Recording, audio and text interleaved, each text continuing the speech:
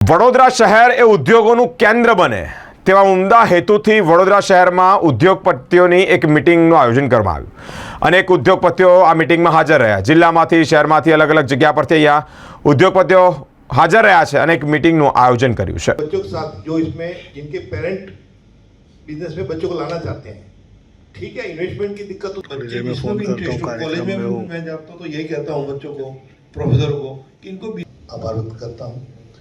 विशेष तौर पे मेरा बिजनेस तो है पेपर कन्वर्टर में। मिस्टर आखम जी का समय लेके मैं या दूसरी लाइन में वो इंडस्ट्रीज बने नौकरी की।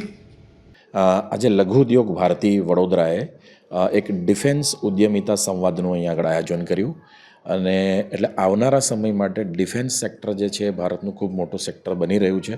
અત્યાર સુધી આપણે ડિફેન્સ સેક્ટરની અંદર ઇમ્પોર્ટ કરતા હતા, પણ પાછલા 10 વર્ષથી ગવર્મેન્ટની જે નવી પોલિસીઓ રહી છે એના માટે આપણે હવે ડિફેન્સની અંદર આપણે એક્સપોર્ટ કરતા થયા છીએ અને એને લઈને વડોદરાની અંદર ડિફેન્સ હબ બને એના પ્રયાસ સ્વરૂપે આજે અહીંયા આગળ વડોદરામાં અમે ઇન્ડિયા એક્સિલેટર ફંડ એમના અધિકારીઓને બોલાવ્યા છે અને સાથે સાથે આઈઆઈટી રોપરના જે ડિફેન્સ ઇનોવેશન પ્રોગ્રામ જોઈએ છે એવા ડૉક્ટર અથર્વ પોન્ડ્રિકને અહીંયા બોલાવ્યા છે અને આપણે ઇન્ડસ્ટ્રી, એકેડેમિક અને એક્સેલેટર અને ઇનોવેશન જે પ્રોગ્રામ્સ છે એ બધા સાથે મળીને ડિફેન્સ સેક્ટરની અંદર કંઈક કામ કરી શકીએ, ડિફેન્સ સેક્ટરની અંદર નવું ઇનોવેશન કરી શકીએ, નવું મેન્યુફેક્ચરિંગ કરી શકીએ એ હેતુથી આજે એક 30 થી 35 જેટલા વડોદરાના ઉદ્યોગકારો સાથે એક રાઉન્ડ ટેબલ